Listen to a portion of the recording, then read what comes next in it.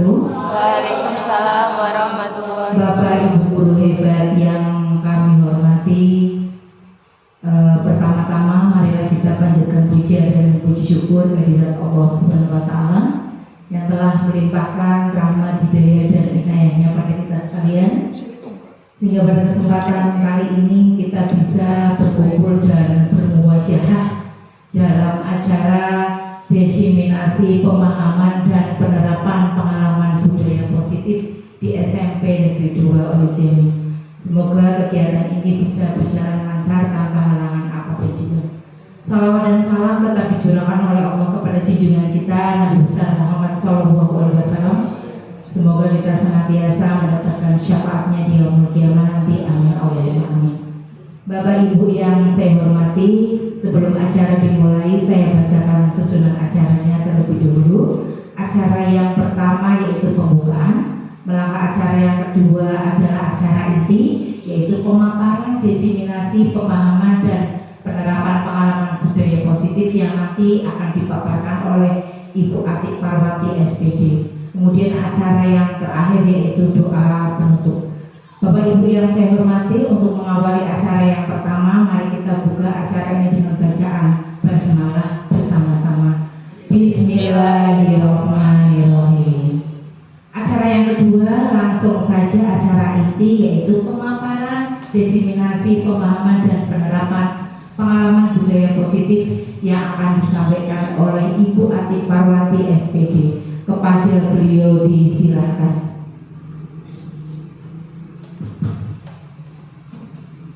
Assalamualaikum warahmatullahi wabarakatuh. Waalaikumsalam warahmatullahi wabarakatuh. Terima kasih kami ucapkan kepada Bapak Ibu guru yang telah bersedia meluangkan waktu untuk mengikuti kegiatan diseminasi pemahaman dan penerapan pengalaman budaya positif. Dan yang terhormat kepada Bapak Teguh Purnomo SPD MSI yang mewakili Bapak Kepala Sekolah, kami ucapkan terima kasih juga. Bapak Ibu yang kami hormati, pada kesempatan ini izinkan saya mendiseminasikan pemahaman dan penerapan pengalaman budaya positif. Mohon maaf, bukan berarti karena saya pandai ataupun dalam artian ingin menghubungi Bapak Ibu guru semua, tidak sama sekali. Kami hanya ingin menyampaikan tentang apa yang kami dapatkan tentang pemahaman dan penerapan pengalaman budaya positif. Semoga bisa bermanfaat untuk kita semua. Baiklah Bapak Ibu sekalian, marilah kita mulai diseminasi pemahaman dan penerapan pengalaman budaya positif. Tetapi terlebih dahulu saya memperkenalkan diri, walaupun Bapak Ibu sudah kenal. Semakin kita mengenal, kita akan semakin sayang. Bukankah begitu Ibu Ratna? Yes, terima kasih Mam. Oke, perkenalkan, nama saya Ibu Atik Parwati. Saya adalah CGP Angkatan 10 kelas 255 dari SMP Negeri 2 Onojemi, Kabupaten Pemalang. Bapak Ibu, sepertinya tadi saya lihat Bapak Ibu habis melaksanakan tugas menata ruang untuk kegiatan AAT. Alangkah baiknya kalau saya ingin sekali Bapak Ibu terfokus ke ruangan ini, karena itu kita melakukan SBM dulu ya Bapak Ibu. Oke, Bapak Ibu kami mohon untuk berdiri saja. Iya, tidak lama. Ya, mari kita berdiri. Bapak Ibu, nanti mohon Bapak Ibu memperhatikan, mendengarkan apa yang saya ucapkan dan apa yang saya perbuat. Jadi saya ini Bapak Ibu nanti berkonsentrasi. Saya bilang apa yang saya pegang. Jadi nanti mohon Bapak Ibu konsentrasi betul-betul ketika saya bilang hidung, saya pegang hidung. Mata, saya pegang mata. Dahi, saya pegang dahi. Dagu, saya pegang dagu. Bibir, saya pegang bibir. Nah, tetapi nanti Bapak Ibu silakan berkonsentrasi apa yang saya bilang, biar Ibu terkonsentrasi tidak dengan apa yang saya pegang ya. Iya, baiklah. Nah, kita sendiri dulu ya, kita bermain dulu ya. Mata. Nah, Bu Marisa pegangnya apa ini? Nah,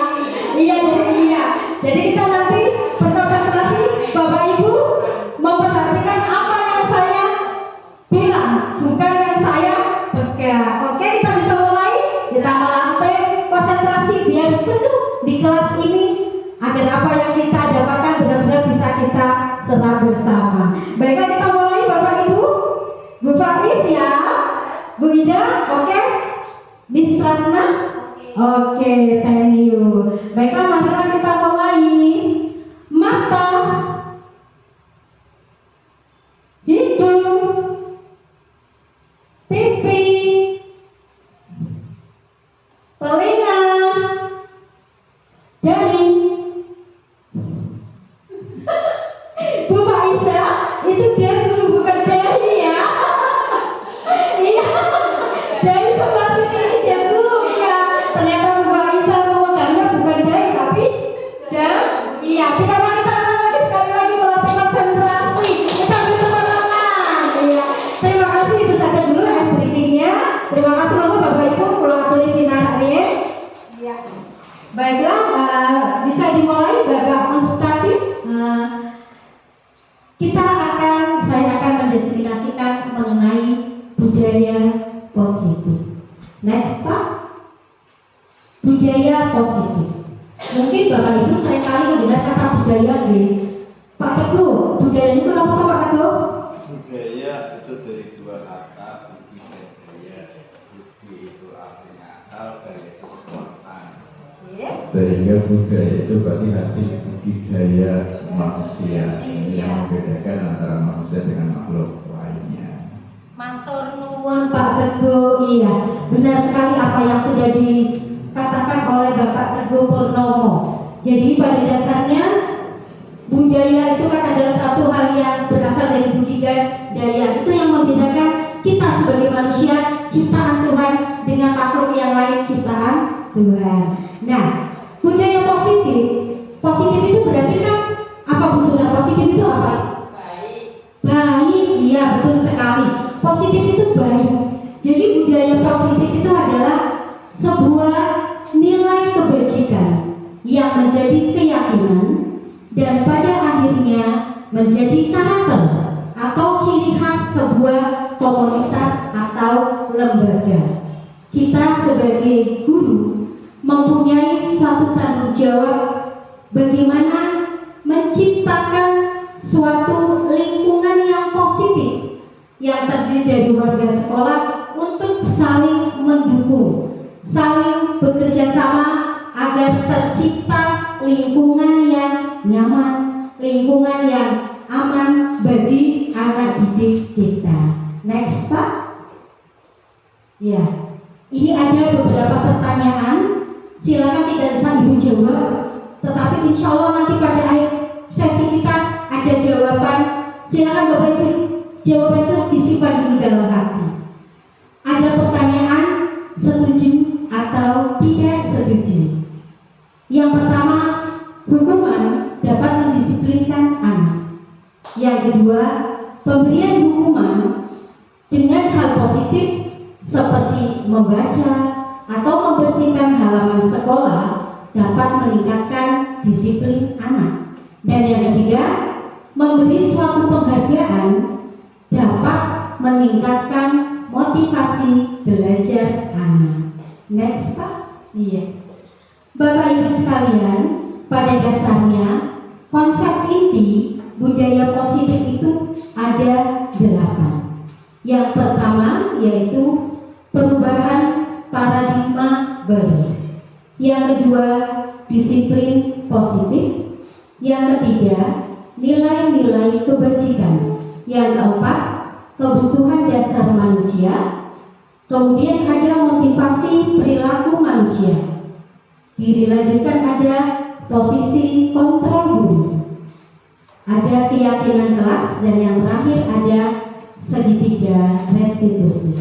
Baiklah Bapak Ibu sekalian, mari kita bahas satu persatu konsep inti dari budaya positif. Yang pertama yaitu pembelajaran dengan paradigma baru. Paradigma. Ibu Faiza, paradigma. Menurut Ibu apa itu paradigma Ibu? Iya. Iya. Paradigma itu adalah berpikir secara mendasar, betul sekali Ibu. Nah, pada pembelajaran budaya positif ada paradigma paradigma baru. Kalau ada paradigma baru berarti ada paradigma lama atau pola pikir yang lama.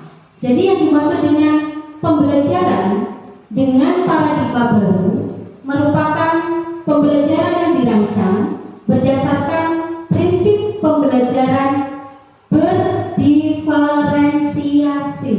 Ini ibu sudah sering mendengar ya kata itu ya.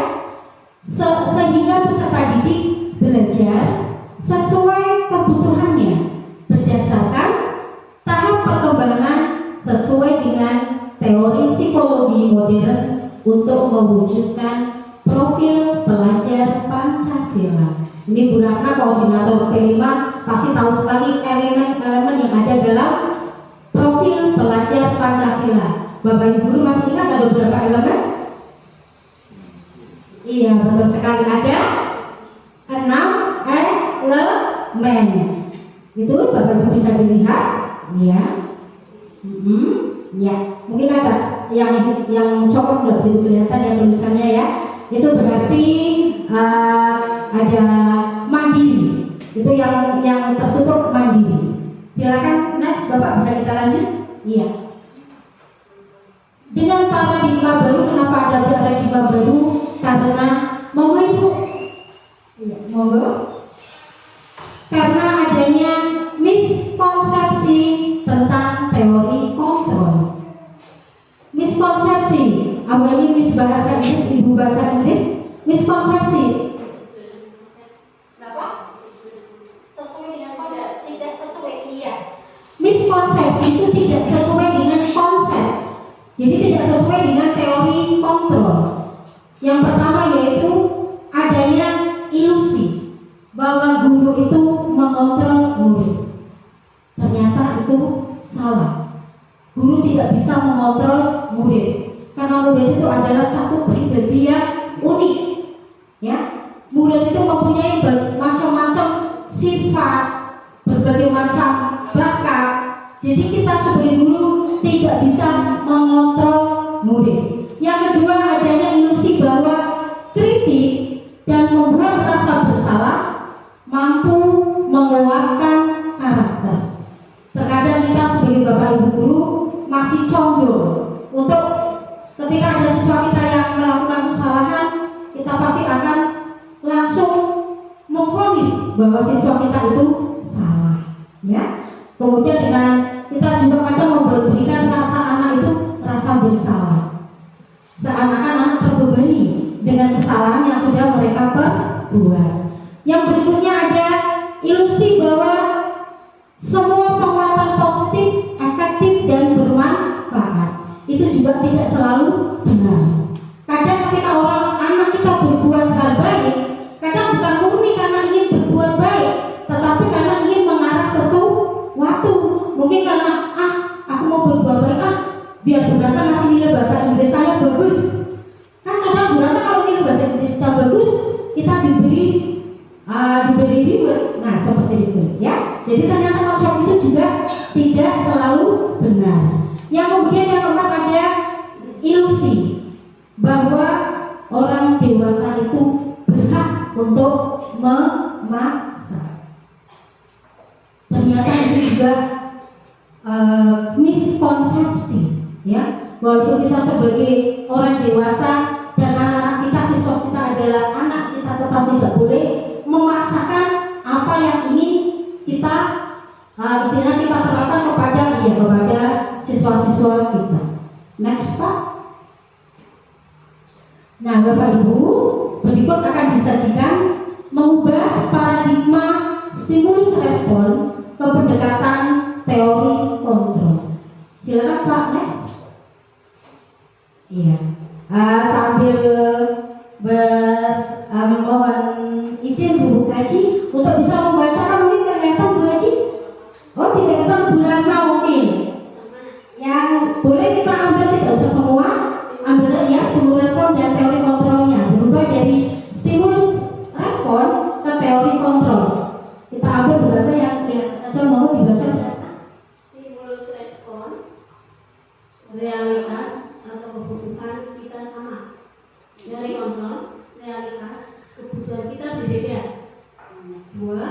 orang melihat hal yang sama. Kemudian dari kontrolnya, semua orang melihat hal yang berbeda. Iya, kita mencoba mengubah orang lain agar berpandangan sama dengan kita.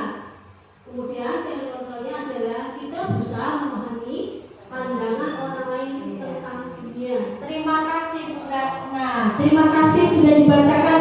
Nah, ini adalah perbedaan antara stimulus respon dengan teori kontrol. Salah satunya adalah pada stimulus respon itu realita kebutuhan kita itu semuanya sama, padahal tidak. Setiap individu pasti punya kebutuhan yang berbeda. Next Pak. Kita lanjutkan pada konsep inti budaya positif yang berikutnya, yaitu disiplin positif.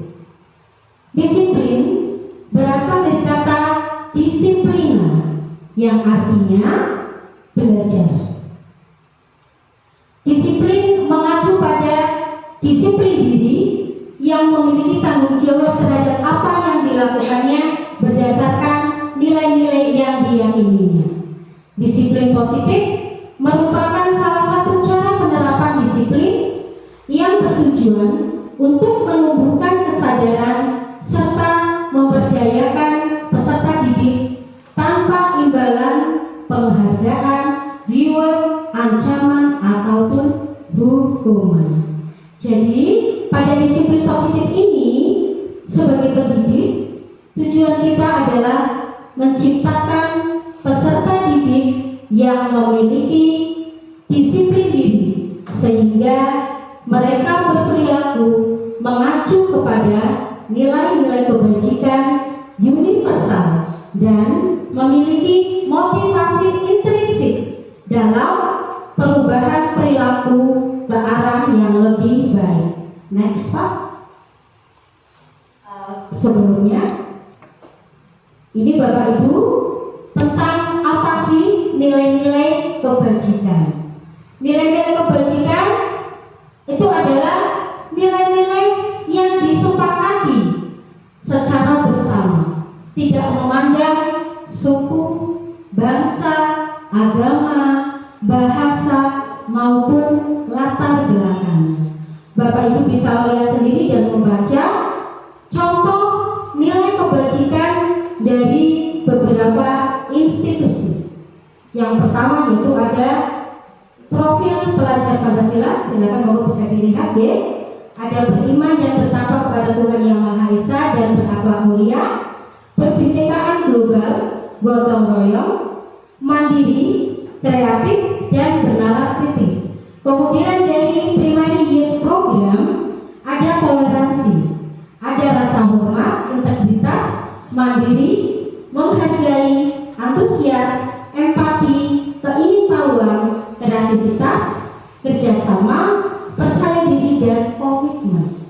Dan yang terakhir dari keterampilan hidup, life skill, ada dapat dipercaya, lurus hati, pendengar yang aktif, tidak merendahkan orang lain, dan yang memberikan yang terbaik untuk diri kita sendiri. Next Pak. Nah, itu tadi nilai-nilai kebajikan.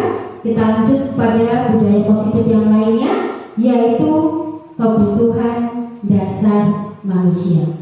Tentunya murid kita, mereka adalah manusia. Mereka juga punya kebutuhan masing-masing. Antara murid yang satu dengan murid yang lain pasti kebutuhannya juga berbeda. Kebutuhan dasar manusia adalah segala sesuatu yang kita lakukan untuk mendapatkan apa yang kita inginkan. Seluruh tindakan yang kita lakukan pasti memiliki tujuan tertentu, dan semua usaha terbaik yang kita lakukan adalah dalam rangka agar kebutuhan dasar yang kita inginkan bisa terpenuhi. Monggo Pak, Mas. Di tayangan ada 5 kebutuhan dasar manusia. Bapak Ibu, yang pertama kebutuhan dasar bertahan hidup. Untuk bertahan hidup itu biasanya ada, terutama ada apa Bapak Ibu? Kalau bertahan hidup itu bisa hidup apa Bapak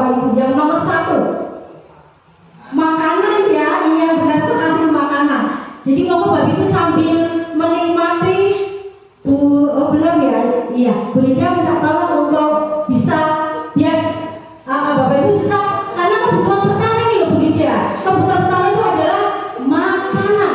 Kita bisa hidup, bisa bertahan hidup karena adanya makanan. Iya. Itu silakan berdiri dilihat. Ada pakaian. Itu juga merupakan kebutuhan yang utama ya. Iya. Terus di situ selain bertahan hidup ada kebutuhan kasih sayang dan diterima. Kita hidup, kita akan terasa hampa ya Bu Sol ya, tanpa adanya kasih sayang. Betul tidak Bu Sol? Iya, betul sekali. Betul tidak Bapak Teguh? Iya. Tanpa kasih sayang dan rasa tidak diterima, itu akan membuat hidup kita sengsara. Sangat menyakitkan. Begitu pula murid kita. Ketika kita sebagai seorang guru membuat kita tidak menyayangi, kita tidak ada rasa sayang kepada murid kita, pasti murid kita juga akan merasa, ya Butura kayaknya benci dengan aku, Butura kayaknya gak ini deh sama aku. Nah, itu akan menimbulkan perasaan tertekan pada diri murid kita sendiri. Nah, yang berikutnya ada penguasaan. Penguasaan itu adalah harga diri. Bagaimanapun manusia diciptakan pasti punya harga diri. Begitu pula murid kita. Biarpun usia mereka masih sangat belia, mereka tetap punya harga diri. Ketika tiba-tiba kita sebagai bapak ibu guru memperlakukan mereka ataupun juga memberikan satu hukuman yang saat ini sering kita lakukan, ya mungkin itu kadang bisa menggores rasa harga diri siswa-siswi kita, tidak? Bagaimana Putri? Rasanya siswa-siswi kita tersakiti tidak? Iya, kata Bu Sol, sakitnya tuh di sini. Sakitnya tuh di sini, di mana sih Bu Sol? Iya. Ya, itulah penguasaan harga diri. Terima kasih Bu Rida. Yang berikutnya ada kebebasan. Ingatlah Bapak Ibu, ada pepatah mengatakan ya, segala sesuatu kalau dilarang-larang justru kita akan merasa tertantang untuk apa? Untuk ingin tahu atau ingin larang apa sih? Iya, penasaran. Betul sekali. Jadi ketika kebebasan mereka merasa terusik, itu mereka tidak terima. Nah, kebebasan itu apa saja sih? Ada mandiri, memiliki pilihan, mencoba hal yang baru, kemudian mampu mengendalikan arah dirinya, ya. Yang terakhir ada kebutuhan dasar berupa kesenangan. Inilah titik puncak dari manusia. Ketika semua kebutuhan sudah terpenuhi, pasti kita akan memberi suatu kesenangan. Hidup pasti kita akan memberi suatu kesenangan dan kebahagiaan. Itulah 5 kebutuhan dasar manusia yang bagaimana sebagai seorang manusia pasti akan berusaha sekuat tenaga untuk bisa mencapai 5 kebutuhan dasarnya. Next Pak. Ya. Nah ini untuk tadi bisa memenuhi kebutuhan dasarnya, itu manusia punya motivasi. Motivasi itu ada 2 ya Bapak Ibu ya. Ada yang berasal dari dalam diri kita sendiri, ada yang berasal dari luar diri kita sendiri. Silakan mau dilihat. Motivasi ekstrinsik itu berarti motivasi yang berasal dari luar. Berupa apa? Yang pertama biasanya murid kita melakukan sesuatu itu karena untuk menghindari ketidaknyamanan. Ketidaknyamanan itu apa? Ya bisa hukuman. Kadang murid kita itu patuh dengan aturan, tetapi mereka karena ada indikasi yang lain atau ada motivasi luar. Wah, saya kalau melanggar nanti saya disuruh muter lapangan 5 kali oleh tim kesiswaan. Wah, kapok saya. Nah, itu adalah karena ada motivasi dari luar, takut atau merasa tidak nyaman. Yang kedua yaitu adanya ingin mendapatkan imbalan. Tadi seperti sudah saya ceritakan di depan ya, ada rajin banget bahasa Inggris, tetapi dia motivasinya itu sebenarnya bukan motivasi dari diri, tetapi motivasinya adalah, kalau saya pintar pasti Bu Ratna akan semakin perhatian sama saya.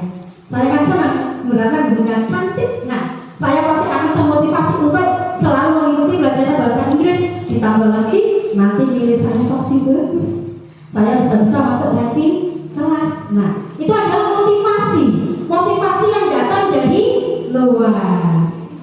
Sampai diterima Bapak Ibu? Iya. Dan yang terakhir ini ada motivasi intrinsik ini. Bagian yang kedua, motivasi intrinsik. Ini justru motivasi yang datang dari diri kita sendiri. Jadi anak itu melakukan sesuatu memang karena kesadaran datang dari diri sendiri. Ya.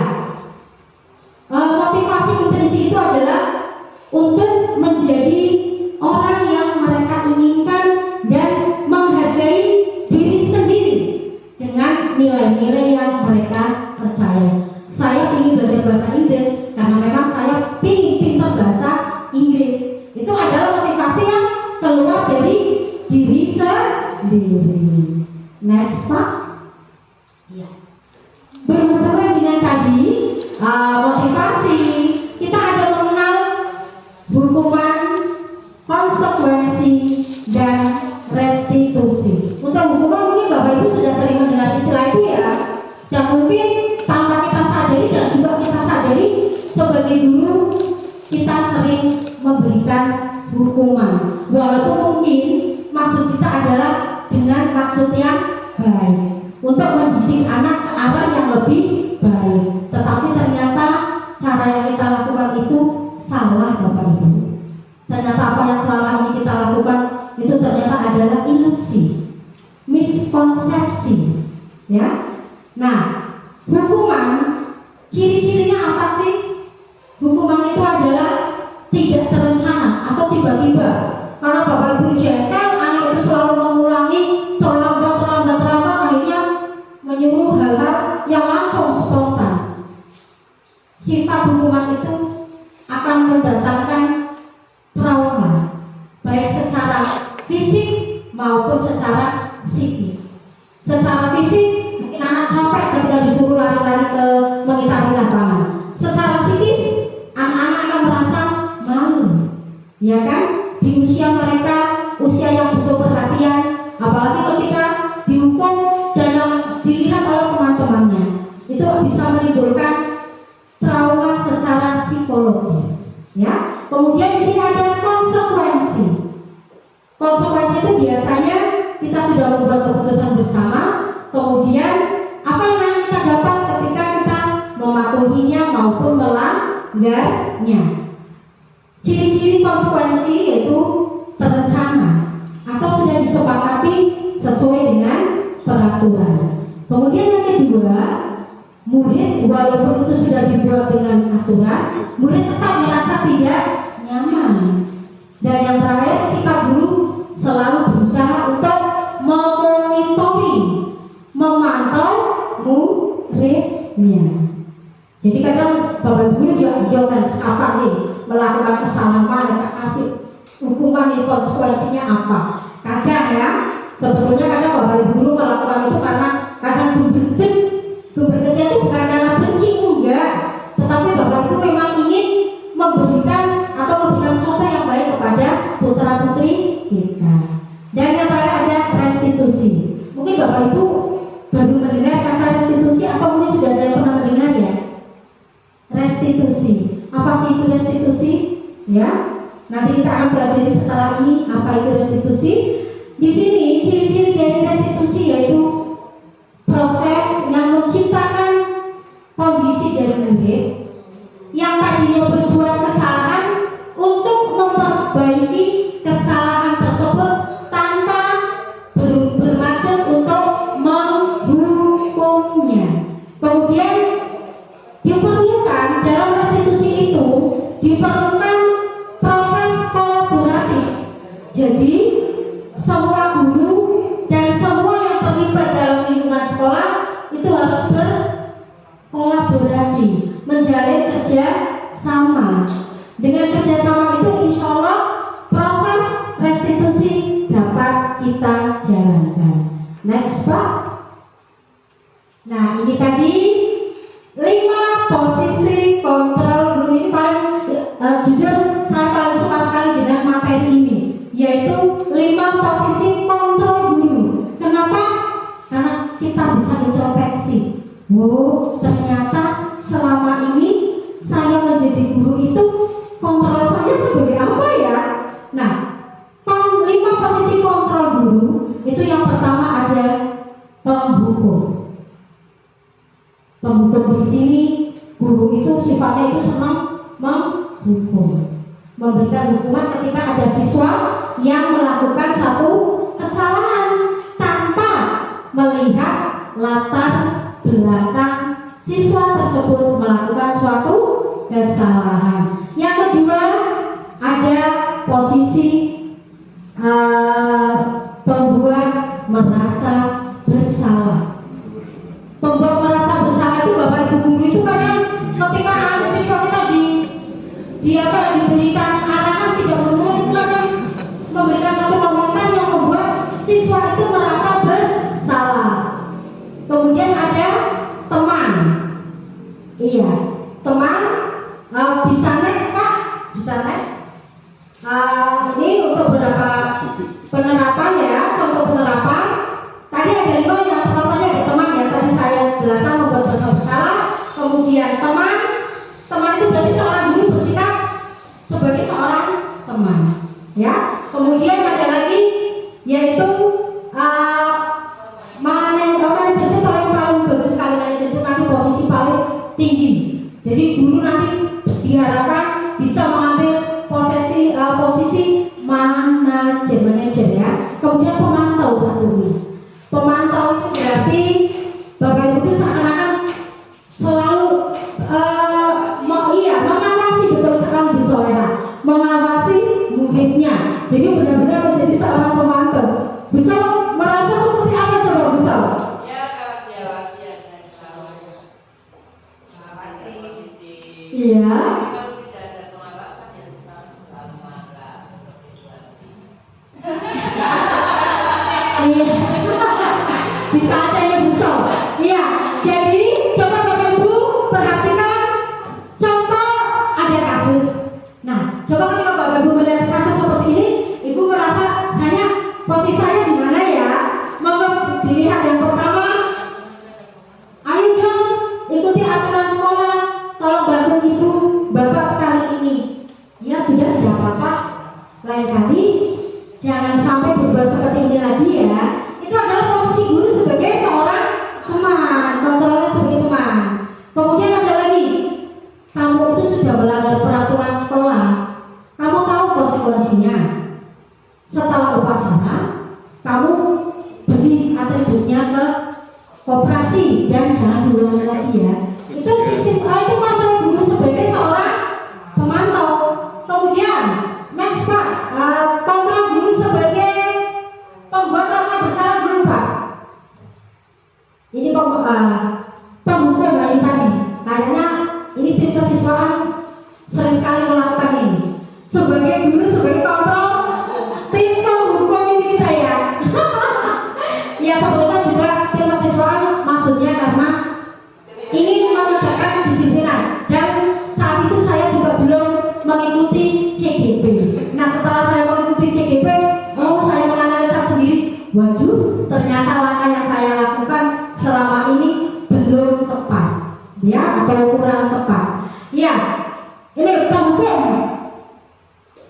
hormat pada bendera selama 1 jam. Masya Allah, tangan putra putri kita jadi capek sakit ya, tangan kita jadi pegel.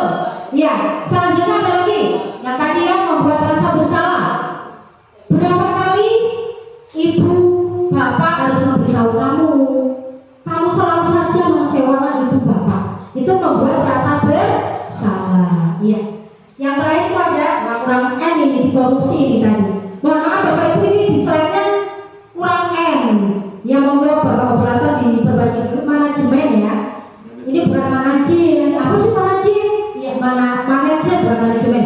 Manajer ya tidak apa-apa. Jadi kalau ketika Bapak Ibu guru sebagai seorang manajer itu adalah kontrol yang memang seharusnya kita lakukan.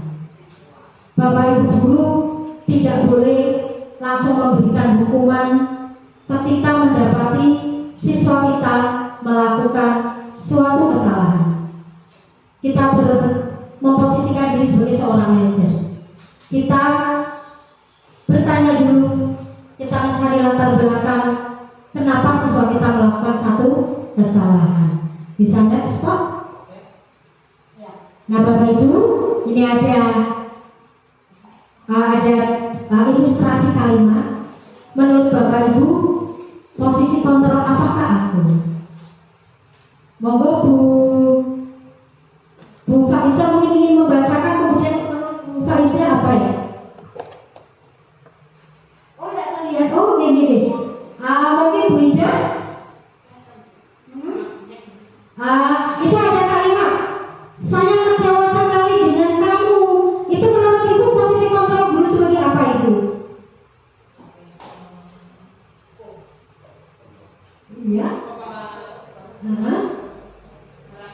Iya, bagus sekali Bu Ija. Membuat rasa bersalah. Iya, bagus sekali Bu Ija, terima kasih. Next Pak. Kamu tidak pernah benar melakukannya. Kamu tahu apa konsekuensinya? Iya. Apa ayo? Tadi dia konsekuensi apa? Iya. Tadi sudah beri contoh dari slide yang berikut yang tadi. Kamu tidak pernah benar melakukannya. Kamu tahu apa konsekuensinya? Itu adalah posisi kontrol guru sebagai seorang pemantau. Lanjut Pak. Apa rencanamu untuk menyelesaikan ini? Nah ini manajer, bagus sekali manajer. Selanjutnya Pak, ayolah lakukan demi Bapak Ibu ya. Ya sudah, tidak apa-apa. Apa tadi? Teman, benar sekali Bu Rida, terima kasih. Yang terakhir Pak, kamu tidak akan mendapat nilai jika tidak mengerjakan tugas. Bagus kok. Terima kasih Bapak Ibu. Kita tepuk tangan untuk kita sendiri. Iya. Silakan Pak dilanjut. Keyakinan kelas. Bapak Ibu mungkin di sekolah kita juga sudah membuat serupa dengan keyakinan kelas, yaitu kesepakatan kelas. Tetapi ada yang membedakan ketika kita membuat keyakinan kelas dengan kesepakatan kelas. Di sini ada pertanyaan, mengapa sih harus keyakinan, kok bukan peraturan? Nah itu tadi, keyakinan itu dibuat secara bersama, berisi satu keyakinan. Kita mampu melakukan itu dengan penuh rasa tanggung jawab. Tapi kalau kita memilih peraturan, Bapak Ibu merasa kalau peraturan ada merasa tertekan apa tidak? Tertekan, betul sekali Bu Rida. Ketika kita diberi peraturan, pukul 7.00 sudah sampai di depan kelas masing-masing. Aduh Bapak Ibu guru kadang apa 5 menit orang solo ya kan? Apa 5 menit gak bisa ya toleransi. Nah, tetapi ketika wujudnya sudah keyakinan, itu ada rasa tanggung jawab untuk melaksanakan, karena itu adalah dibuat secara bersama. Lanjut Pak. Jadi dimaksud dengan keyakinan kelas itu adalah nilai-nilai keselamatan atau kesehatan sebagai suatu keyakinan, yaitu nilai-nilai kebajikan universal yang disepakati secara tersirat dan tersurat. Nilai-nilai kebajikan tadi sudah saya tampilkan pada slide yang berapa tadi tentang dari beberapa organisasi ya, tentang nilai-nilai kebajikan. Bisa dilanjut Pak? Nah ini ciri-ciri keyakinan kelas. Ciri-ciri yang pertama bersifat abstrak. Abstrak itu berarti dalam bentuk, kita pertama dalam bentuk pikiran, keinginan. Kemudian berupa pernyataan universal. Universal itu bersifat umum. Iya. Kemudian dibuat dalam pernyataan positif. Nah ini tadi saya berkata membedakan dengan kesepakatan kelas. Terkadang dalam kesepakatan kelas itu masih ada kata tidak boleh membuang sampah sembarangan. Coba Bapak Ibu tidak boleh membuang sampah di tempat sembarangan. Itu kan negatif deh, karena ada kata dilarang. Tetapi kita ubah bentuk kata negatif itu menjadi bentuk positif, maka bisa menjadi apa bentuknya? Menjaga kebersihan. Boleh menjaga kebersihan atau apa? Membuang sampah pada tempatnya. Karena dilarang kita cancel, kita buang. Jadi cukup membuang sampah pada tempatnya. Berikutnya sedikit. Jadi kalau membuang satu itu kalimatnya jangan terlalu panjang. Nanti anak-anak malahan iya kan yang membuat kan anak. Ketika kita sudah jadikan satu keyakinan, kita butuh kalimat yang tidak terlalu panjang biar mudah diingat dan dilakukan ya. Dan ketika keyakinan kelas itu dibuat harus disesuaikan dengan kondisi kelas. Masing-masing anak itu kan mengkonsep sendiri, maka kita harus mengkondisikan sesuai dengan kondisi anak-anak kelas ataupun kondisi sekolah kita. Berikutnya, dalam membentuk suatu keyakinan kelas, kita harus tetap melibatkan semua warga sekolah. Dalam artian tanpa adanya kolaborasi, tanpa adanya kerjasama, maka sangat mustahil keyakinan kelas atau keyakinan sekolah itu bisa diterapkan. Next Pak. Ya, ini Bapak Ibu saya sajikan proses pembuatan keyakinan kelas. Yang pertama saya memaparkan dulu tentang apa itu keyakinan kelas. Kemudian anak-anak saya beri kesempatan untuk menuliskan impian mereka, keinginan mereka tentang kelas yang mereka impikan, dan mereka menuliskannya di sticky note, ya, itu kertas yang bisa ditempel. Kemudian langkah selanjutnya adalah siswa kita minta untuk menempel satu persatu apa yang sudah mereka tuliskan. Setelah itu mereka kita minta juga minta tolong untuk membacakan hasil keyakinan kelas yang disepakati. Kadang kan ada beberapa anak yang pendapatnya sama. Kalau anak pendapatnya sama, cukup kita ambil satu. Kemudian kita tuliskan apa yang sudah dibacakan oleh siswa kita, nanti biar berwujud menjadi sebuah keyakinan kelas yang disepakati oleh kelas tersebut. Dan yang terakhir, karena ini adalah bentuk keyakinan, itu kan memerlukan suatu tanggung jawab. Maka yang sudah membuat keyakinan harus bertanda tangan atau menandatangani apa yang mereka sepakati sebagai keyakinan kelas bersama. Paham Bapak Ibu untuk langkah-langkahnya? Iya. Dilanjut Pak. Nah ini tadi yang kita lihat dari segitiga restitusi. Segitiga restitusi itu adalah suatu proses dialog yang dijalankan oleh guru agar dapat menghasilkan murid yang mandiri dan bertanggung jawab. Untuk segitiganya bisa di slide yang lain Pak Mus, minta tolong. Nah, langkah yang pertama dari segitiga restitusi yaitu menstabilkan identitas. Berdasarkan prinsip ini ya, berbuat kesalahan itu adalah suatu bagian dari proses pembelajaran. Anak ketika berbuat salah itu adalah suatu bentuk proses pembelajaran juga. Nah, di situ mungkin kita sebagai bapak ibu guru jangan langsung menjustis orang itu anak kita itu salah, tapi cobalah pada bagian menstabilkan identitas kita bisa memberikan pertanyaan sebagai berikut. Berbuat salah itu wajar nak. Tidak ada manusia yang sempurna. Ibu bapak juga pernah kok melakukan itu. Ibu bapak tidak mau mencari siapa yang salah, tetapi ibu bapak ingin mencari solusi dari permasalahan ini. Kamu berhak merasa begitu. Nah, next Pak.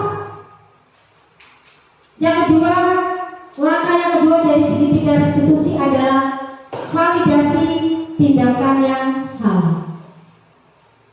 Berdasarkan prinsip setiap perilaku berupaya memenuhi suatu kebutuhan tertentu. Siswa kita ketika ingin memenuhi kebutuhannya itu kadang tidak hanya melakukan hal yang positif, tetapi kadang mereka juga melakukan hal yang negatif untuk bisa mencapai apa yang mereka inginkan. Nah, sebagai Bapak Ibu Guru, pada fase ini, pada fase validasi tindakan yang salah, alangkah bijaknya ketika siswa kita berbuat salah, Ibu Barista, kita bisa menanyai murid kita dengan kalimat sebagai berikut. Kamu pasti punya alasan ya mengapa melakukan itu.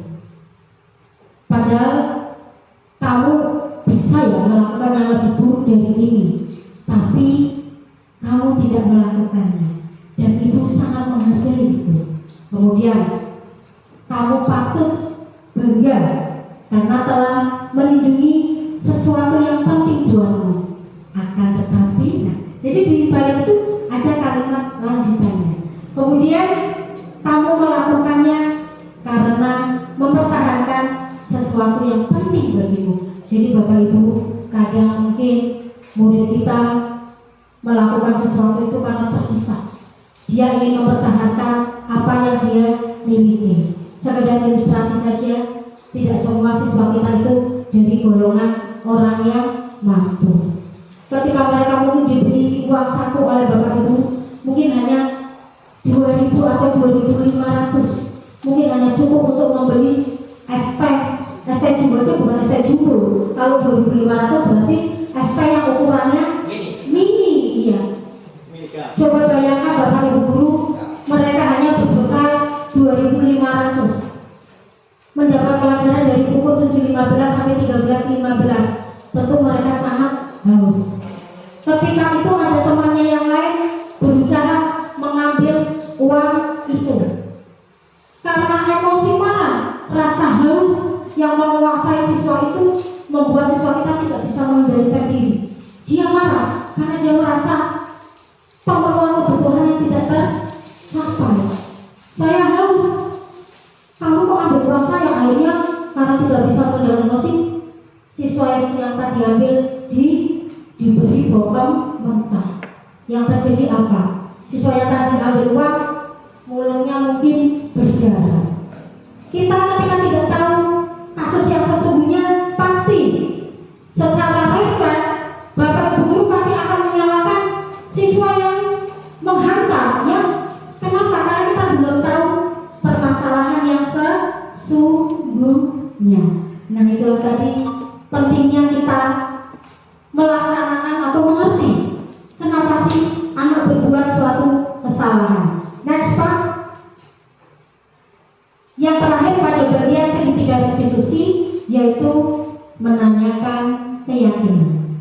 Ketika hal itu sudah terjadi, anak sudah melakukan kesalahan, maka pada bagian ini berdasarkan prinsip teori kontrol bahwa pada dasarnya kita itu termotivasi secara intrinsik. Kita semua termotivasi dari dalam. Bapak Ibu Guru bisa menanyakan kembali kepada siswa-siswa tadi yang melanggar suatu aturan atau berbuat salah. Coba nah, tadi kamu kok sampai memukul teman kamu. Menurut kamu keyakinan kelas apa yang sudah kamu langgar? Misalnya seperti itu ya, dan beberapa kalimat yang lain. Monggo Pak, next Pak. Iya. Nah Bapak Ibu, di sini ada contoh penerapan segitiga restitusi. Monggo Pak diputar videonya. Monggo Bapak Ibu.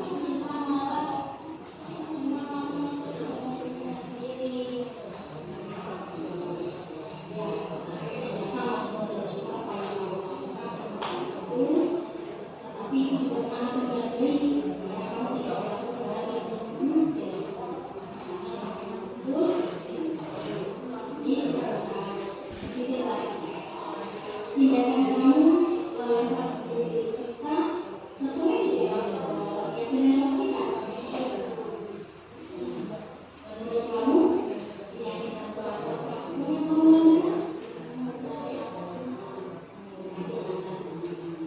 Menurut kamu, melakukan sesuatu itu kamu bersedia tidak memperbaiki apa yang sudah kamu lakukan?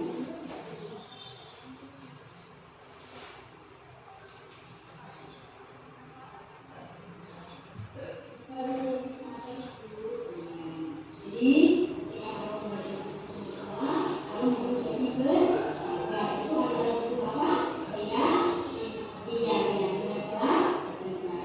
Jadi aku bersedia untuk memperbaiki kata itu. Keyakinan apa yang harus aku lakukan?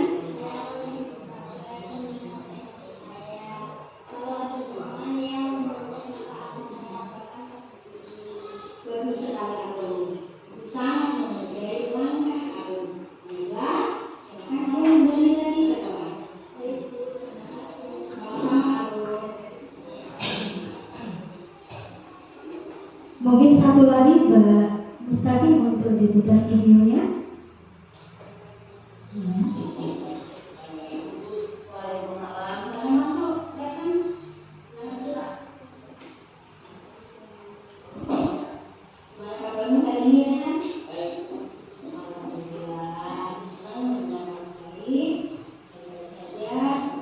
Sehat ya kan? Itu mendapat sampaikan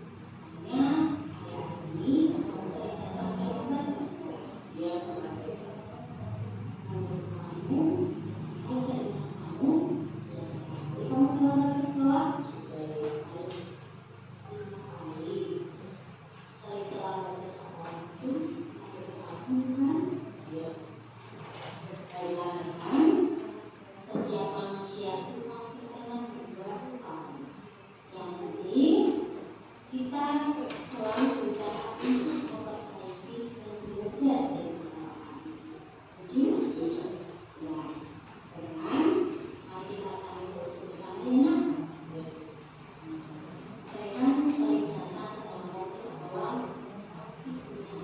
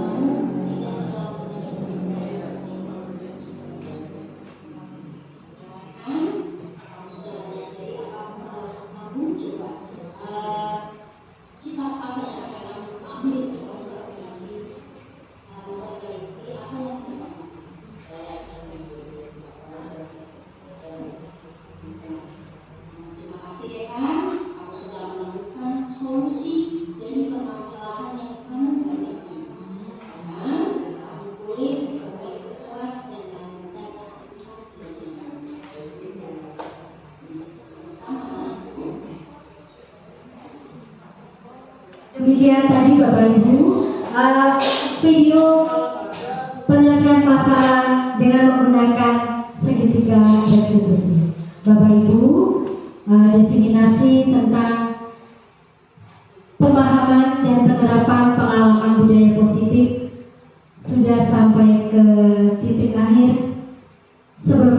penutup akan saya simpulkan bahwa dalam penerapan program disiplin positif, hendaknya guru memiliki standar kepribadian, profesional, dan sosial yang baik, di mana guru mampu merefleksi dirinya dalam posisi kontrol saat ini.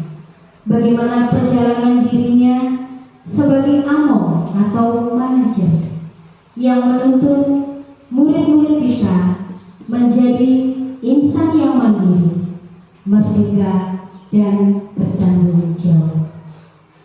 Bapak Ibu sekalian yang saya hormati, demikian diseminasi dari saya. Terima kasih atas atensinya. Saya tutup untuk sesi diseminasi ini.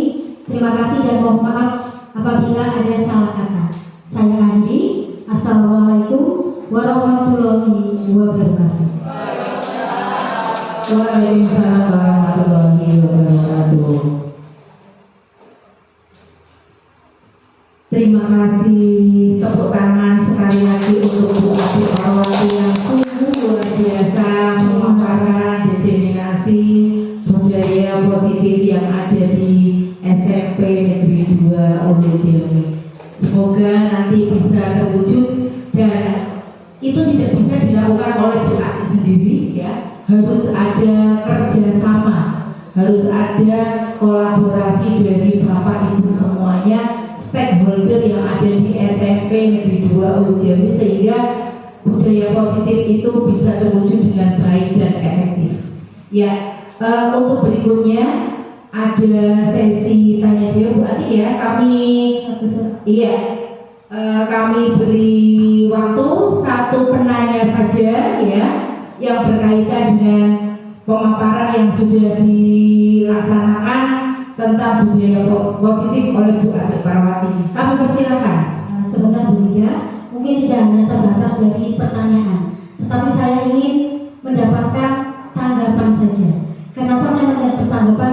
Karena saya dari awal Bapak Ibu sudah mendengarkan diseminasi yang saya berikan, maka saya sekali tanggapan dari Bapak Ibu sebagai koreksi pada diri saya. Matur nuwun, monggo salah satu saya ingin memberikan tanggapan tentang diseminasi yang sudah saya lakukan, baik dari materi maupun dari segala aspek. Terima kasih. Mungkin Pak Teguh, saya mohon kesediaannya beliau untuk memberikan refleksi kepada diri saya. Terima kasih. Terima kasih. Assalamualaikum warahmatullahi wabarakatuh. Waalaikumsalam warahmatullahi wabarakatuh. Satu hal yang cukup membanggakan kalau di siang hari ini ada diseminasi pemahaman dan pengalaman budaya positif, yang ini saya yakin nanti akan membawa suatu hal yang positif juga bagi perkembangan di sekolah kita. Yang pertama yang saya cermati bahwa diseminasi terutama pada budaya positif ini adalah sangat perlu.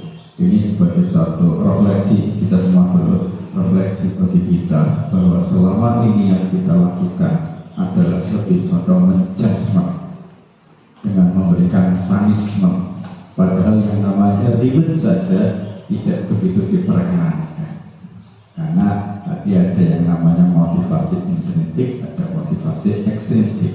Artinya bagaimana kita mencoba menyadarkan anak agar melakukan satu hal yang positif muncul dari dalam.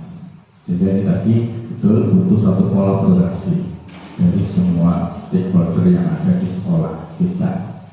Kemudian berkaitan dengan pemaparan yang tadi yang dilakukan oleh Bu Ati, sudah begitu dengan sistematika yang begitu hebat, dengan memberikan satu contoh real, contoh nyata yang juga begitu hebat. Dan itu betul-betul real yang ada di lapangan atau yang ada di sekolah kita. Semoga ke depan tidak hanya kita yang ikut pada sosialisasi ini atau pada diseminasi ini, tapi akan lebih afdol lagi kalau semuanya ini menjadi satu diseminasi untuk umum, sehingga nanti akan terjadi hal satu keseragaman langkah kita. Utamanya tadi yang saya garis bawahi pada yang namanya restitusi tadi. Ya, restitusi. Artinya bagaimana kita mencoba menggali siswa, mengeksploitasi siswa dari kesadarannya sendiri. Jadi salut untuk Bu Ati yang sudah memaparkan tentang penerapan pengalaman budaya positif. Bisa terus untuk dikembangkan, bisa untuk disebar secara luas, tidak hanya nyuwun sewu, tidak hanya untuk CGB saja, tapi juga untuk semuanya, sehingga nanti yang melaksanakan ini tidak CGB beras yang melaksanakan, lihatnya urusan tidak, akan berjalan kalau kolaboratif semuanya sesuai dengan tupoksinya masing-masing. The rich man on the rich place. Ya, artinya menempatkan tenaga kerja sesuai dengan keahliannya masing-masing atau pada tupoksinya. Demikian yang dapat saya sampaikan. Terima kasih. Assalamualaikum warahmatullahi wabarakatuh. Waalaikumsalam warahmatullahi wabarakatuh. Terima kasih Pak Teguh Purnomo yang sudah memberikan tanggapan yang sangat membangun untuk diri saya pribadi. Semoga kita semua guru di SMA Negeri 2 Jambi dan semua warga di SMA Negeri 2 Jambi bisa menerapkan budaya positif tersebut. Terima kasih.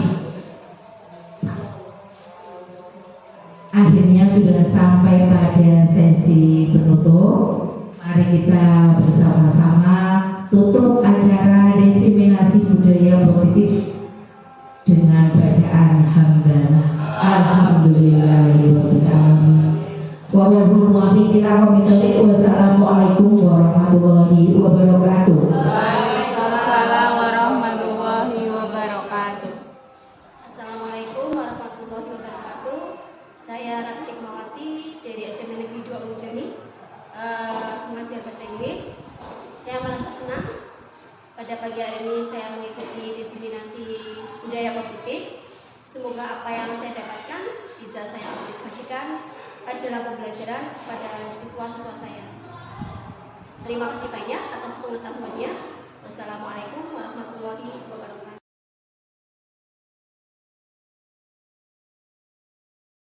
Assalamualaikum warahmatullahi wabarakatuh. Waalaikumsalam warahmatullahi wabarakatuh. Bagaimana kabar kalian hari ini? Baik. Alhamdulillah, ini senang sekali kalau kalian hari ini sehat dan tetap bersemangat. Baiklah anak-anak ibu sekalian, sebelum kita memulai kegiatan hari ini, marilah terlebih dahulu kita berdoa. Yuk silakan dipimpin salah satu untuk berdoa terlebih dahulu. Menurut keyakinan masing-masing dimulai.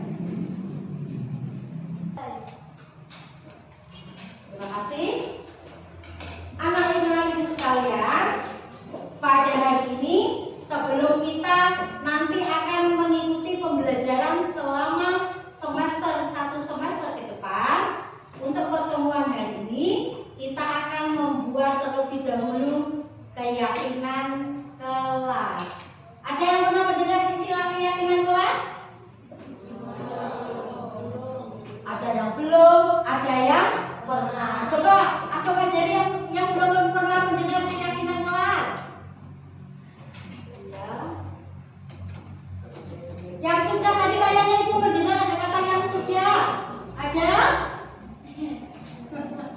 Tidak apa-apa kalau memang kalian pernah dengar, tidak apa-apa. Yang memang dengar tadi ibu bilang keyakinan, maka saya dengar. Itu juga tidak masalah. Baiklah anak-anak ibu, yang dimaksud dengan keyakinan kelas, ya kalian nanti lebih paham. Untuk kegiatan kita hari ini, kita akan menentukan keyakinan kelas. Mungkin kalian ingat kalau di sekolah pasti ada tata tertib. Terus ada apa lagi?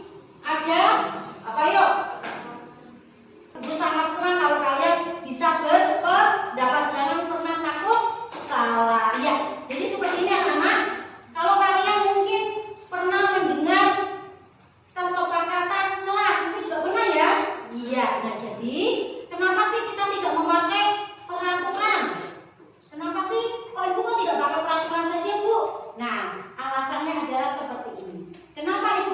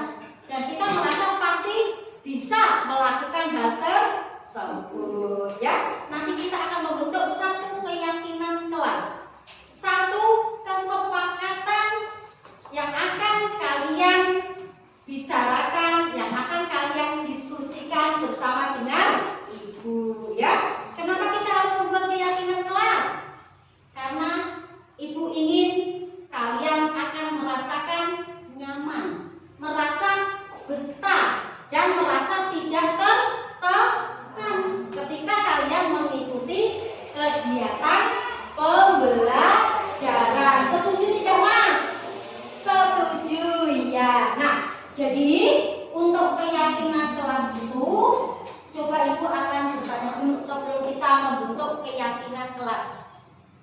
Kalian pernah punya impian tidak? Pernah. Nah, ibu tanya, kalian pernah memimpikan aku punya kelas seperti apa? Pernah tidak? Ya, coba sekarang ingin sekali kamu nanti menuangkan keinginan kamu, impian kamu, harapan kamu memiliki sebuah kelas agar kalian merasa aman, merasa senang, merasa tenang ketika melakukan kegiatan pembelajaran. Nah, coba kita tanya dulu, Mas Bagas. Mas Bagas pinginnya kelas seperti apa, Mas Bagas? Kelas yang rajin. Bagus sekali, itu tangan untuk Mas Bagas. Mas Bagas punya keinginan kelasnya yang apa tadi, Mas? Iya, jadi Mas Bagas menginginkan bahwa teman-temannya itu rajin. Nah, tentunya kalian semua pasti di sini, di pikiran kalian, di hati kalian, di benak kalian pasti aku juga pingin, aku juga pingin, aku juga pingin. Nah, banyak sekali keinginan kalian untuk mempunyai sebuah kelas yang kalian idamkan. Nah, marilah kita susun sebuah keyakinan kelas berdasarkan keinginan kalian. Oh ya, sebelum kita melakukan aktivitas membuat keyakinan kelas, yang perlu kalian ketahui, Mas Bagas. Ya, ayo perhatikan dulu sebentar ya, Mas Bagas. Kita perhatikan, kalau kalian mungkin melihat peraturan tata tertib yang biasanya ini kok nggak ada, ini kembali tata tertibnya, oh kemarin udah pecah ya, jadi lupa belum memasang kembali. Biasanya kan kalian kalau ada peraturan kalian merasa tertekan tidak? Iya, kalian merasa tertekan? Seakan-akan dipaksa gitu ya? Nah, berbeda dengan keyakinan kelas. Dengan keyakinan kelas, itu kan nanti yang menentukan kalian. Kalian dan Bapak Ibu guru. Maka kalian akan merasa enjoy atau merasa menikmati, karena itu adalah hasil kesepakatan satu kelas. Ya, paham tidak? Dan yang perlu kalian ingat, ketika nanti kalian menuliskan keyakinan kelas yang akan kalian diskusikan, jangan menggunakan kata negatif. Kenapa sih kita tidak boleh menggunakan kata negatif? Sesuatu kalau kita dilarang, pasti kamu inginnya melawan, ya kan? Nah, makanya kita gunakan kata yang positif. Kalau positif itu pasti akan memacu kalian untuk melaksanakan, dan kalian tidak merasa terbebani. Misalnya nih, tadi Mas Bagas ingin teman-temannya rajin. Kalau menurut kalian kalimatnya bagaimana? Rajin. Ya, tetapi kalau Mas Bagasnya, kalau bentuknya negatif pasti seperti ini. Jangan malas. Nah, hindari kata jangan. Hindari kata dilarang, ya. Jadi nanti kalian ketika akan menuliskan di sticky note yang sudah Ibu sediakan, itu memakai kalimat yang positif. Kami ingin teman-teman kami rajin, seperti tadi yang dikatakan oleh Mas Bagas. Paham apa tidak? Oke, kalau paham, ini nanti Ibu bagikan satu-satu ya. Ibu bagikan satu-satu. Nanti kamu tulis di sini kelas seperti apa yang kalian inginkan. Ibu bagi ya. Ya. Nanti ditulis sebelah sini. Ya. Oke. Ayo semangat. Masih pagi, bersemangat, senyum. Iya. Warnanya tidak berbeda. Iya.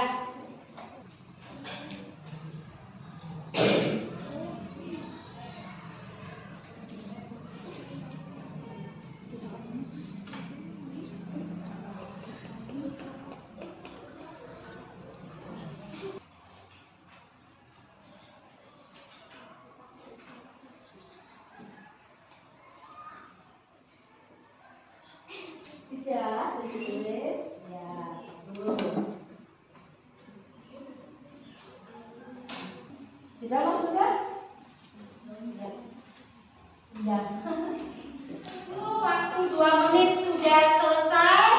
Sekarang saatnya kalian menempelkan apa yang sudah kalian tuliskan. Nanti untuk kelompok sini ditempelkan ya, sini ya. Kemudian sebelahnya kelompok ini di sebelah. Ini kelompok yang sana sebelah sini. Ibu beri ini dulu ya kelompok ya. Ini nanti kelompok yang sebelah sini ditempel di sebelah. Ibu beri A, kemudian B, kemudian C.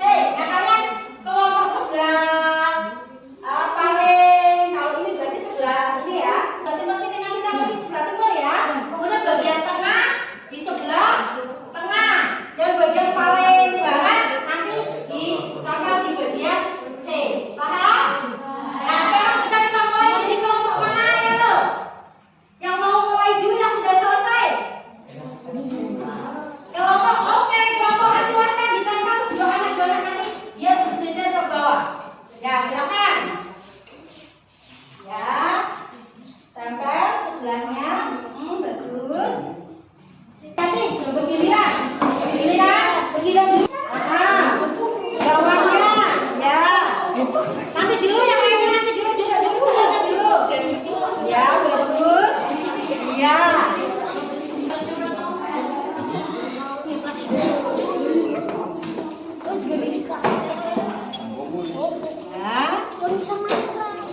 Ya apa-apa?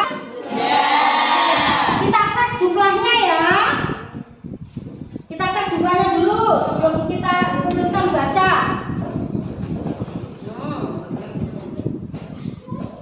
Ada 8 ya. Pas. Kemudian di sini juga ada 8. Sebelah sini ada 7. Iya, berarti sudah semua. Iya, bagus sekali. Nah, kalian sudah menuliskan kelas seperti apa yang kalian inginkan. Kita nanti lihat. Ibu minta tolong nanti ikut membacakan. Kelompok sini nanti ada yang membacakan. Nanti kalau yang sama coba perhatikan. Kalau nanti apa yang kalian tulis kok sama, maka cukup ditulis satu. Ya, misalnya kok ada beberapa anak yang sama, maka kita tulis satu saja. Ya, Ibu minta tolong ya 2A saja. Dicari yang sama mana coba dari kelompok kalian. Kira-kira ada yang sama tidak? Aku ingin kelas saya bersih selalu. Setuju apa tidak? Setuju, berarti kita tulis ya.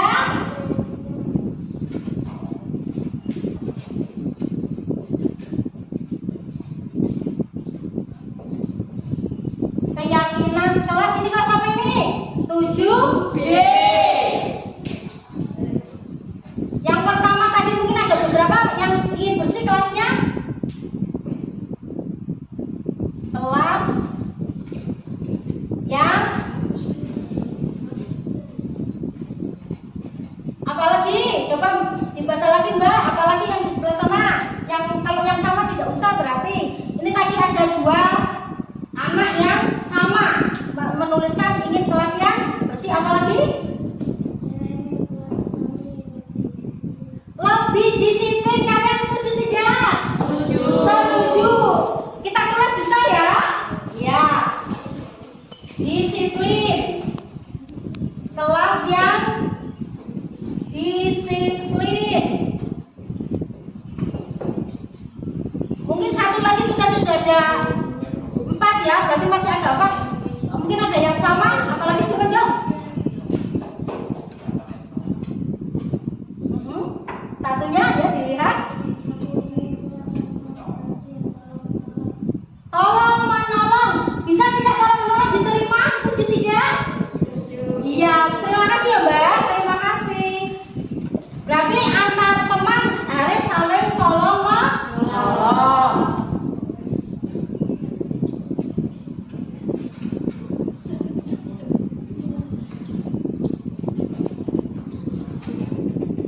Tolong menolong di antara teman paham ya?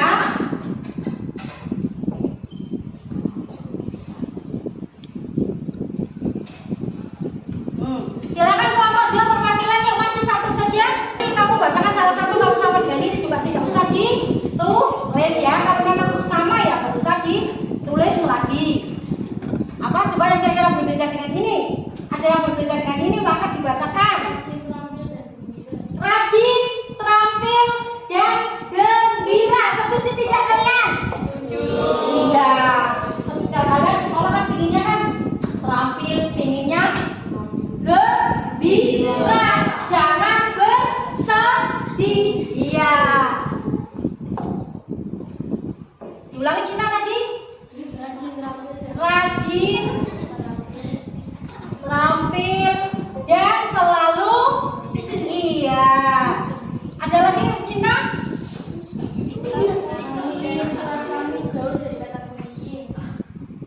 Bagus sekali.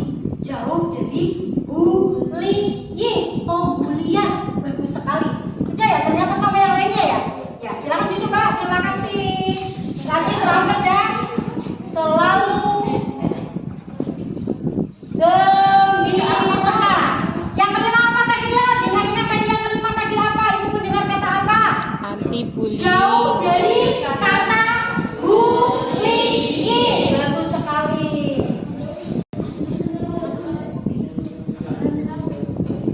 Nah ini kalian memang harus menjauhi bullying.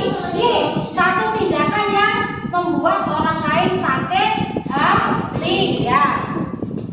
Masih satu ya, Mas Bangga satu ya, Mas Rehan ya. Yo, silakan siapa yang mau maju? Tidak usah ditunjuk Mas Bangga, sini Mas Bangga. Dicermati Mas Bangga. Kira-kira yang tidak sama dengan ini apa Mas Bangga? Saya ingin teman-teman saya berpakaian dengan tertib. Berpakaian dengan tertib. Bagus sekali. Setuju tidak kalian? Setuju. Kalau kalian berpakaian tertib, pasti kelihatan akan lebih. Yang putri semakin cantik, yang putra semakin ganteng, dan otomatis dilihat itu semakin enak dong kalau dilihat ya kan? Apa tadi? Iya. Teman saya berpakaian apa Mas Bagas? Dengan tertib.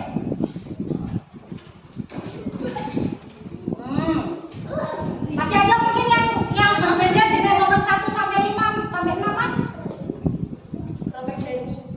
Apa Mas? Saya ingin kelas saya mempunyai sanksi bagi seorang yang melanggar aturan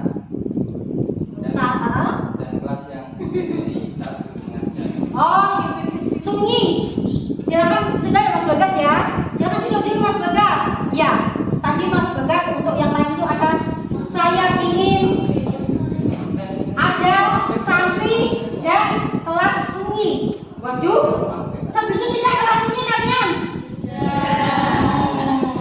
Kenapa tidak setuju? Kok masa kelasnya sunyi? Dan nanti nanti tidak ada interaksi.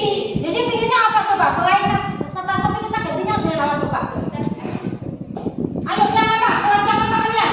Kelas sebelah ibu. Kalian setuju tidak ibu bilang? Kita kelasnya aktif gitu, setuju tidak? Nah ya, nanti kalau sepi, aduh serem ya kalau sepi ya. Oh nanti dibilangin apa? Ya, jadi ibu tawarkan setuju tidak tadi kalau kelas kita itu aktif dan bersemangat, setuju tidak? Kalian setuju tidak tadi apa yang ibu ucapkan? Setuju. Oke, kalau setuju berarti bisa kita tuliskan ya. Interaktif dan bersemangat ya. Inilah bentuk keyakinan kelas 7B. Ini ya, kalau sudah menempel, kemudian sudah kita tuliskan keyakinan 7B ada 7 apa? Keyakinan. Coba dibacakan dari sebelah barat. Yang dibacakan nomor 1 apa? Ini dibaca saja dari situ.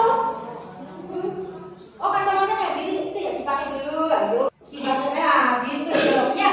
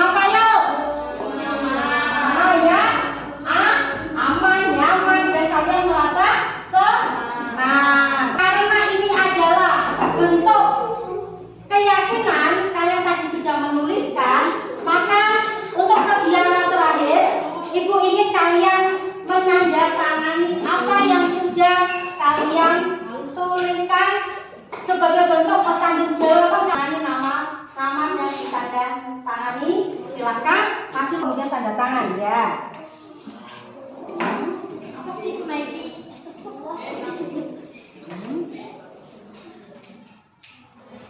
Semangat, ayo bersemangat.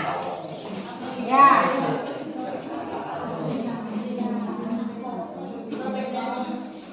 Silakan yang lainnya.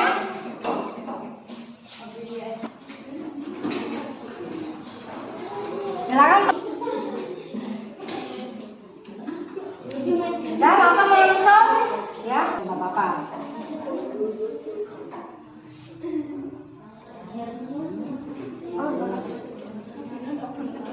Kenal tangannya.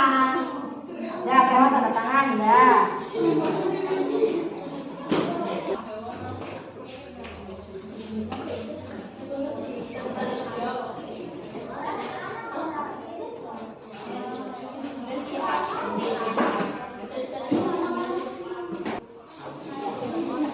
Terima kasih kalian sudah menandatanganinya. Anak-anak ibu sekalian, kegiatan kita menyusun atau merumuskan keyakinan kelas 7B sudah selesai. Semoga dengan keyakinan kelas yang sudah kalian rumuskan secara bersama, sudah kalian sepakati bersama, dapat kalian jalankan dengan penuh rasa tanggung jawab. Dan yang tentunya ibu berharap kegiatan pembelajaran kalian lebih menyenangkan dan tentunya lebih bersemangat. Baiklah, terima kasih anak-anak. Ibu cukupkan pertemuan ibu hari ini. Terima kasih atas kekompakan kalian. Ibu akhiri. Wabillahi taufiq wal hidayah. Wassalamualaikum warahmatullahi wabarakatuh.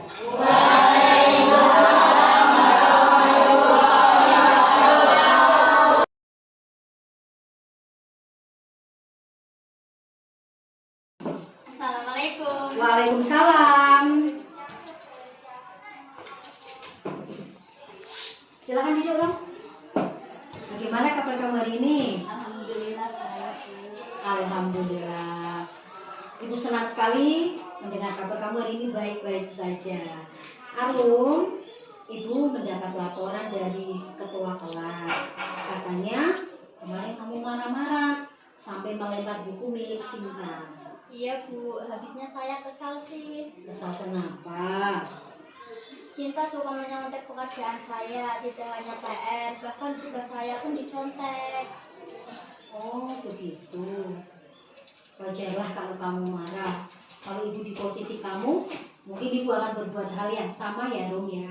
Iya Bu. Terus apa yang kamu lakukan pada Sinta? Saya marah-marah, saya maki-maki Cinta dan tanpa sadar saya lempar bukunya Bu. Oh, seperti itu. Kamu berbuat seperti itu pasti punya alasan ya Rum ya.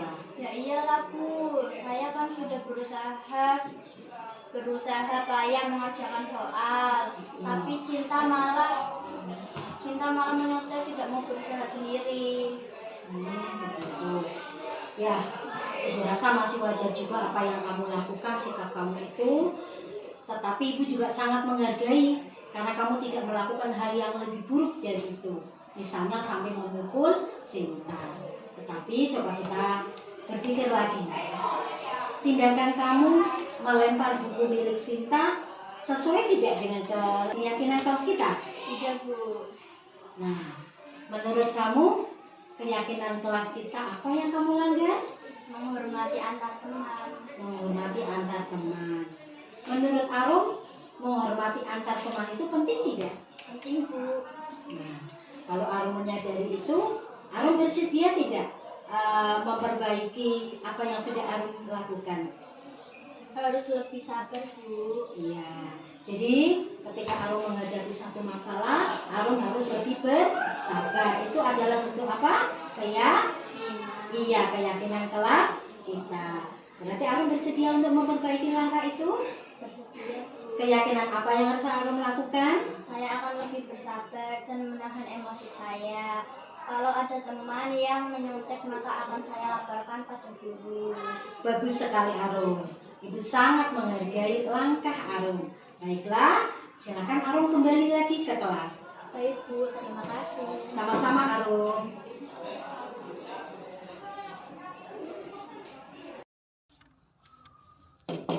Assalamualaikum Bu. Waalaikumsalam. Silakan masuk, Rehan. Silakan duduk. Gimana kabarmu hari ini, Rehan? Baik Bu. Alhamdulillah, Ibu senang mendengar kamu baik-baik saja. Semoga kamu selalu sehat ya, Rehan. Amin. Rehan, Ibu mendapat laporan dari guru piket. Katanya akhir-akhir ini kamu sering datang terlambat ke sekolah. Iya Bu. Menurut kamu atau seingat kamu, sudah berapa kali kamu terlambat ke sekolah? Sudah 5 kali Bu. 5 kali. Sering terlambat ke sekolah itu suatu kesalahan bukan? Iya Bu. Baiklah Rehan, setiap manusia itu pasti pernah berbuat salah. Yang penting kita selalu berusaha untuk memperbaiki dan belajar dari kesalahan itu. Setuju? Setuju Bu. Ya, Rehan, mari kita cari solusi bersama ya nak. Iya Bu. Nah, Rehan sering datang terlambat ke sekolah, pasti punya alasannya. Kenapa Rehan?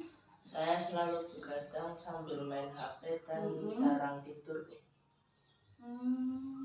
Sering main HP dan jarang tidur. Oh, menurut Rehan, Rehan masih ingat tidak keyakinan kelas kita? Ingat Bu. Sering datang terlambat ke sekolah, melanggar keyakinan kelas kita apa tidak? Melanggar. Nah, menurut Rehan, keyakinan kelas apa yang sudah Rehan langgar? Disiplin. Disiplin. Menurut Rehan, disiplin itu penting tidak? Penting Bu, karena saya bisa datang tepat waktu dan menghargai waktu. Nah, Rehan, disiplin itu memang penting. Dengan disiplin waktu, kita bisa juga menghargai orang-orang yang ada di sekitar kita. Dan dengan disiplin pula, itu artinya kita tidak akan menumpuk suatu pekerjaan.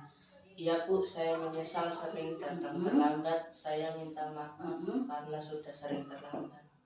Iya, benar. Kamu sudah mengambil langkah yang tepat dengan meminta maaf.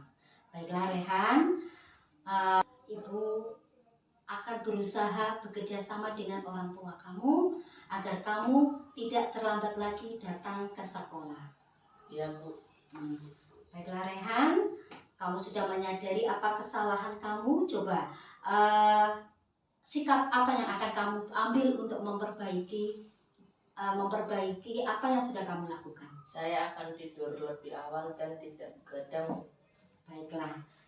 Terima kasih Rehan, kamu sudah menemukan solusi dari permasalahan yang kamu hadapi. Sekarang kamu boleh kembali ke kelas dan melanjutkan aktivitas belajarmu. Baik Bu, terima kasih Bu. Iya, sama-sama.